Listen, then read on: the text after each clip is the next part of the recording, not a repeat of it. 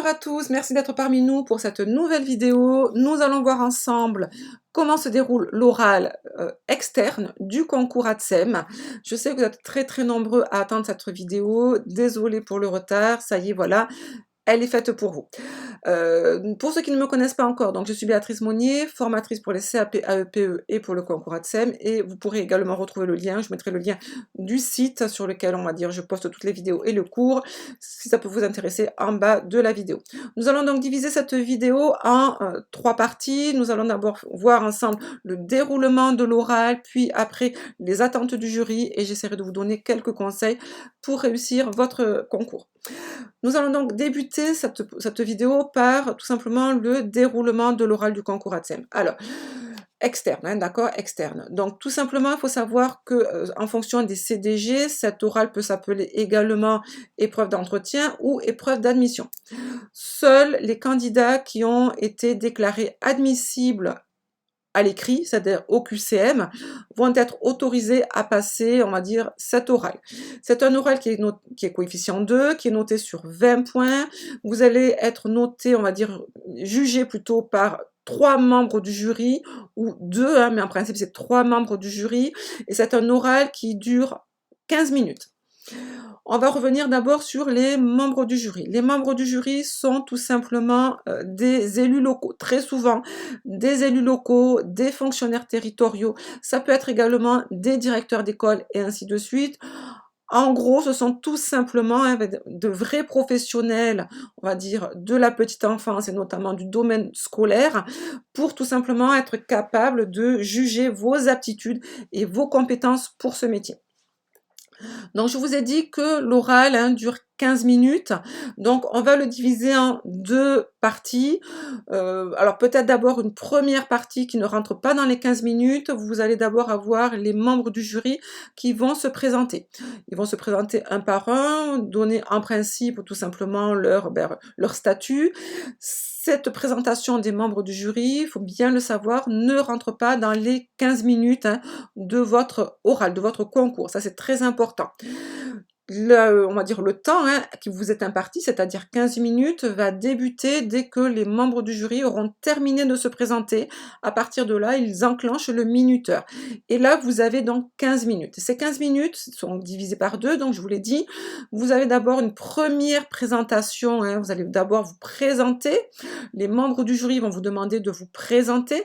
Cette présentation, en fonction des CDG, c'est très important d'aller voir, on va dire, sur votre CDG, si cette présentation doit être entre 3 et 5 minutes. En principe, elle est de 5 minutes dans beaucoup de CDG. Certains CDG, tout simplement, ça sera un petit peu plus court, ou tout simplement, les membres du jury peuvent vous demander également le jour même à l'oral de vous présenter en 2-3 minutes. Voilà. Pourquoi? Parce que tout simplement, après, les minutes restantes, qui vont être donc de 10 minutes en principe, ça sera pour vous poser des questions et vous mettre en situation, d'accord? Donc comprenez bien que ces 15 minutes sont divisées en 2 parties. Une présentation, vous vous présentez, et après, vous avez questions et mise en situation.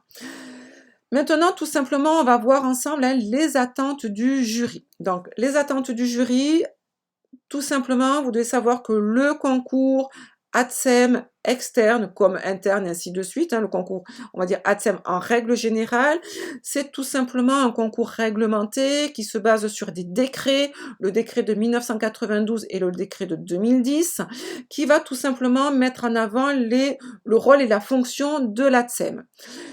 Il faut savoir également que on va dire, le concours en lui-même n'a pas de notion, n'a pas de référentiel.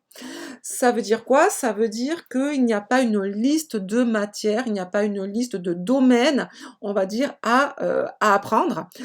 Par contre, ce que vous devez savoir, c'est que ce concours, c'est clair et net, c'est noir sur blanc si vous voulez, sur l'ensemble des CDG, se base sur vos connaissances acquises lors du CAP AEPE et notamment lors de la partie EP2. Donc en gros, tout simplement, ils vont reprendre toutes vos connaissances acquises en EP2 pour juger tout simplement vos compétences et vos connaissances dans le domaine de la petite enfance, notamment dans le domaine scolaire. En gros, voilà ce qu'on attend de vous, hein. On attend de vous, c'est marqué, on va dire, si vous voulez, dans l'ensemble des CDG. On attend de vous, vous allez avoir des questions forcément sur l'enfant, hein, l'accueil de l'enfant, l'échange avec les parents, les soins donnés à l'enfant, les connaissances sur le développement de l'enfant, les règles d'encadrement, de sécurité de l'enfant, et ainsi de suite. Voilà, la notion sur l'enfant. Vous allez avoir également des questions sur l'entretien du local, hein, tout simplement, les dosages, les produits, les rangements, la sécurité, les EPI, les risques domestiques, les gestes et les postures, et ainsi de, les techniques de nettoyage, et ainsi de suite. Vous allez également avoir des questions, hein, sur tout simplement la surveillance du jeune enfant, surveillance à la cantine, surveillance à la cour de récréation, surveillance lors des sorties scolaires, et ainsi de suite, et l'encadrement. Vous allez également avoir des questions sur, voilà, une chose qui, on va dire, qui sort tout simplement du contexte EP2, hein, voilà, c'est tout simplement l'environnement territorial. Ça ne fait pas partie tout simplement de votre règlement EP2. Donc, l'environnement territorial, c'est quoi? C'est des questions sur la fonction publique territoriale, sur les services publics, sur les obligations du fonctionnaire, sur la collectivité, sur le maire, et ainsi de suite. Ça, comprenez bien, voilà, c'est vraiment hors, on va dire, CAP AEPE, et notamment partie EP2. C'est vraiment la notion qui se rajoute pour votre concours, hein, pour le concours, on va dire ATSEM, qu'il soit tout simplement externe ou interne. Donc il va falloir vraiment, vraiment, hein, on va dire, connaître, on va dire, ces bases. Et là, pour tout simplement vous évaluer, les membres du jury vont avoir avec eux une grille, on va dire, d'entretien, hein, cette grille d'entretien, comprenez bien qu'elle est propre à chaque CDG, elle est en principe mise en place chaque année lors de la mise en place d'un concours, et le but de cette grille d'entretien, c'est pour noter, hein, assurer un égal traitement de tous les candidats, c'est ce que disent les CDG, hein, noter à égal traitement tous les candidats, c'est pour ça donc du coup c'est une grille d'entretien, cette grille d'entretien elle ressemble à une sorte de tableau, et cette grille d'entretien elle est en règle générale divisée en 3 parties. Première partie sur laquelle vous allez être noté, c'est vos connaissances et aptitudes professionnelles. C'est ce qu'on vient de voir ensemble, c'est la partie EP2 du CAP AEPE, avec un petit peu plus, peut-être un petit peu plus de précision, avec un petit peu plus d'approfondissement, mais c'est la base. Hein, je répète, bien évidemment, un petit peu plus précis, un petit peu plus pointu. Ça, voilà, c'est EP2 approfondi. Deuxième grille, c'est vos connaissances sur l'environnement professionnel. C'est ce qu'on vient de voir également ensemble. Ça ne rentre pas dans le cours EP2. C'est tout ce qui est la collectivité compétence territoriale. Troisième grille sur laquelle, on va dire, vous allez être noté, c'est votre motivation et votre savoir-être. Je le dis, hein, et je le répète dans les anciennes vidéos, pour ceux que vous avez vu les anciennes vidéos, pour le concours, on va dire ATSEM, vous avez ce qu'on appelle la notion de savoir-faire et savoir-être. Votre savoir-faire, c'est ce que vous avez appris dans les cours, mais également lors de vos stages. Et le savoir-être, c'est votre personnalité, votre caractère, votre comportement. Et donc là, attention, vous allez être noté, hein, et cette note, elle rentre en compte dès que vous avez passé la porte de l'entretien. Je vais y revenir après dans les conseils, hein, voilà. Donc ça, voilà, hein, cette fameuse grille, hein, d'entretien, hein, en 3 parties. Maintenant, donc, on va voir ensemble, du coup, les conseils, comment bien se préparer pour réussir au mieux votre oral. Donc, je vous ai dit tout à l'heure, vous avez d'abord la présentation. Il va falloir d'abord vous présenter, hein, c'est ce que les membres du jury vont vous demander, vous allez vous présenter en 3 ou 5 minutes, grand maximum. Donc, travailler sa présentation, ça se travaille chez soi. Ça ne se travaille pas tout simplement, on va dire, au moment du concours. Pourquoi? Parce que vous n'avez pas de temps de présentation, de préparation, pardon, hein, pas de temps de préparation. Donc, il va falloir vraiment vous travailler chez vous votre oral et votre présentation. Donc, d'abord, vous allez commencer bien évidemment par vous présenter, nom, prénom, âge, pourquoi pas.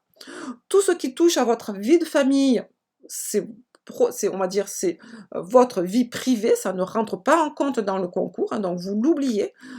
Prénom, nom, prénom, âge et après on passe directement sur vos formations, c'est-à-dire tout simplement qu'est-ce qui vous amène, quel est le diplôme qui vous amène à présenter aujourd'hui le concours externe. Donc là, bien évidemment, dans les formations, vous allez présenter pourquoi pas le CAP AEPE, en quelle année vous l'avez eu. Si vous n'avez pas le CAP AEPE, mais que vous avez un autre diplôme, vous présentez les diplômes.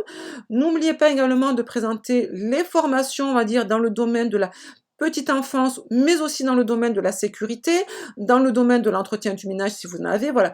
N'oubliez pas pourquoi pas les formations gestes premiers secours, voilà. Tout ça, en fait, toutes les formations qui vont vous avoir amené des compétences pour montrer vraiment votre savoir-faire devant les membres du jury. Deuxième partie, on va dire, de cette présentation, c'est tout simplement les stages. Vous allez présenter vos stages ou, je dis bien ou, votre petite expérience professionnelle si vous en avez, parce que vous pouvez très bien passer un concours externe avec une petite expérience professionnelle avec en tant que CDD ou ainsi de suite, hein. Donc là, vous allez présenter vos stages et vous allez tout simplement expliquer ce que ces stages ou ce que cette expérience professionnelle vous ont apporté comme compétences, comme atout pour vous se présenter justement et vous permettant de vous présenter devant les membres du jury. Donc c'est très important, pourquoi pas, de faire chez vous hein, une sorte de tableau avec, voilà, de tel mois à tel mois, j'ai fait ce stage dans une école, par exemple, et qu'est-ce que j'ai fait dans cette école? J'ai accueilli les enfants et ainsi de suite. Qu'est-ce que ça m'a apporté? Donc du coup, l'accueil des enfants peut être le respect de la hiérarchie ou le respect, la connaissance dans les règles, on va dire entre les parents et on va dire et l'ATSEM et ainsi de suite. Dites bien tout ce que ça vous a apporté. N'oubliez pas également, là je vous ai parlé, on va dire, hein, d'un stage en école maternelle, mais vous pouvez très bien avoir fait des stages en crèche ou dans d'autres, hein, dans petite enfance, toute petite enfance, qui vous a amené également à connaître la réglementation sur les protocoles d'hygiène, les réglementations sur la relation entre parents et professionnels, et ainsi de suite. Il n'y a pas de souci, il n'y a pas que les stages en école maternelle qui comptent, il y a tous les stages, et chaque stage, bien évidemment, essayez de comprendre quelles sont les compétences qu'elles vous ont apportées pour votre futur métier. Dans votre présentation, on est toujours dans votre présentation, vous allez terminer par votre projet professionnel. C'est-à-dire, en gros, expliquer pourquoi vous êtes devant l'examinateur aujourd'hui, devant les membres du jury aujourd'hui. Quel est votre projet, quel est votre but, quelle est votre ambition, hein, votre motivation. Et c'est très souvent cette partie, hein, alors bien sûr, toutes les parties font la différence, mais très souvent cette partie, quand les membres du jury ont un doute entre les candidats, quand vraiment les notes sont très très proches, hein, ben, très souvent cette partie, c'est cette partie-là qui fait la différence. Donc bien travailler ça, son projet professionnel, bien mettre en avant son projet professionnel. Ça ne sert à rien non plus de proposer un projet professionnel extraordinaire et impossible, irréalisable. Restez concret, restez réaliste surtout, parce que sinon ça se verra. Donc vraiment concret et réaliste, mais travaillez bien votre projet professionnel. Deuxième conseil pour réussir bien évidemment votre concours, c'est forcément de travailler, de réviser. Vous n'avez pas le choix, hein. C'est pas qu'un savoir-être, c'est également un savoir-faire. Et donc, ce savoir-faire, vous ne l'avez pas acquis rien qu'avec des stages, c'est pas possible. Donc du coup, ou sauf si vous avez vraiment une grande expérience professionnelle, mais là vous serez plutôt en train de passer plutôt le concours interne ou troisième concours. Donc là, en fait, il va falloir vraiment réviser vos cours, vous faire des fiches, vous entraîner, faire un planning de révision, bien connaître, on va dire, toutes les notions du CAP, AEPE ou tout simplement, on va dire, les cours hein, ATSEM qui sont exactement les mêmes, je répète, mais beaucoup plus approfondis, hein, d'accord? Hier sur le site, hein, vous verrez, on a fait créer un pack ATSEM particulier, hein, pack ATSEM, donc ce sont les cours du CAP, AEPE, mais en approfondi. Et bien évidemment, attention, n'oubliez pas hein, le cours sur la professionnalisation, hein, la collectivité, la mairie, le territoire et ainsi de suite, puisque tout simplement, vous allez avoir des questions dessus. Donc, travailler ces cours, c'est très important, se faire des fiches, s'entraîner, pourquoi pas vous, on va dire, si vous avez une mémoire auditive, également vous enregistrer, c'est-à-dire n'hésitez pas à enregistrer vos cours et en faisant, on va dire, en prenant le métro et ainsi de suite, en allant travailler, vous mettez vos écouteurs et voilà, c'est ce qu'on appelle une mémoire auditive, ça permet à certains candidats, je sais que ça marche, de tout simplement de mémoriser mieux, hein, et vraiment que ça rentre, voilà. Donc travailler bien comme il faut, on va dire, c'est vraiment la base. Troisième, on va dire, conseil que je vais vous donner, c'est tout simplement gérer son stress. Apprendre à gérer son stress. Donc apprendre à gérer son stress, c'est quoi? Ben déjà, on va dire, c'est le stress passe très souvent par, non, on va dire, vous êtes conscient, on va dire, le candidat est conscient qu'il a peut-être pas suffisamment travaillé ou il manque de confiance en lui. Et donc du coup, le stress monte. Donc du coup, c'est pour ça que c'est très important de bien travailler. Si vous travaillez bien, si vous avez fait vos fiches, si vous êtes sûr de vous, en principe, alors je vais pas dire que le stress va pas, parce que le stress sera forcément là, bien évidemment, ça dépend des caractères aussi, hein. Mais en tout cas, là, cette partie-là du stress, on va dire, si vous avez bien travaillé, cette notion-là va être un petit peu moins importante. Bien évidemment, après, il va falloir, on va dire, gérer, on va dire, tout simplement son caractère, hein, apprendre à faire des mouvements de respiration, apprendre tout simplement se positionner droit, bien respirer, mettre ses mains, on va dire, sur la table au moment de l'examen, hein, au moment de l'entretien, et tout simplement ne pas hésiter à regarder, on va dire, les membres du jury. C'est très important, il va falloir s'adresser à tous les membres du jury. Ça, c'est le plus difficile parce que très souvent, on vous dit, pour apprendre à gérer son stress, on va juste se cibler un jury, un membre du jury, celui qui vous paraît le plus gentil, et puis vous ne le quittez pas des yeux, et puis là, hop, le stress va descendre. Là, malheureusement, attention, si vous faites ça, ben, tout simplement, il va y avoir dans votre savoir-être, donc du coup, vous allez perdre des points dans votre savoir-être, parce que du coup, il y aura, on va dire, une communication uniquement à un seul membre du jury, non pas un travail d'équipe. Donc du coup, il va falloir tout simplement apprendre à regarder un petit peu tous les membres du jury. Donc ça se travaille, on va dire, hein, ce stress, ça se travaille. Et donc là, par contre, bon, mais faites-vous aider peut-être par, on va dire, par votre famille, même vos enfants, hein, je sais pas, qui vous entraînent, pourquoi pas. Voilà, mais ça, il va falloir se travailler, le travailler. Là, voilà, peut-être, ça c'est un travail personnel. Attention, on voit également les gens qui stressent au moment, on va dire, des oraux, dans le mauvais choix, on va dire, de la tenue vestimentaire. Donc très important de choisir sa tenue vestimentaire en amont. Heu, Choisissez des habits dans lesquels vous vous sentez bien et qui tout simplement au moment, on va dire, de l'oral, vous apercevez que la couleur ne vous va pas, vous apercevez que la matière vous gratte, vous apercevez que vous suez dedans, voilà. Donc très important le choix des habits, très important votre maquillage, très important vos chaussures, hein, ainsi de suite. Très important de réfléchir à tout ça parce qu'au moment tout simplement où vous allez passer, ça sera un petit peu trop tard. Donc ça, c'est très important. Après, il va falloir tout simplement aussi, dernier conseil, hein, travailler ce que je vous ai dit, hein, votre savoir-être. Votre savoir-être, c'est votre comportement, votre gestuel, votre regard, hein, ça, on en a parlé tout à l'heure, également le son de votre voix, la tonalité de votre voix. Il faut non seulement être bienveillante, dynamique, et surtout, attention, hein, on va dire, si on reprend, on va dire, la grille d'entretien des examinateurs, très souvent dans cette partie, hein, savoir-être ou motivation, il y a tout simplement des cases, hein, dans certains CDG, il y a des cases, candidat dynamique, candidat, on va dire mou, candidat hésitant. Vous, absolument, il faut cocher à la case candidat dynamique. Faut pas non plus être une pile électrique, hein, parce qu'alors là, c'est pas bon non plus.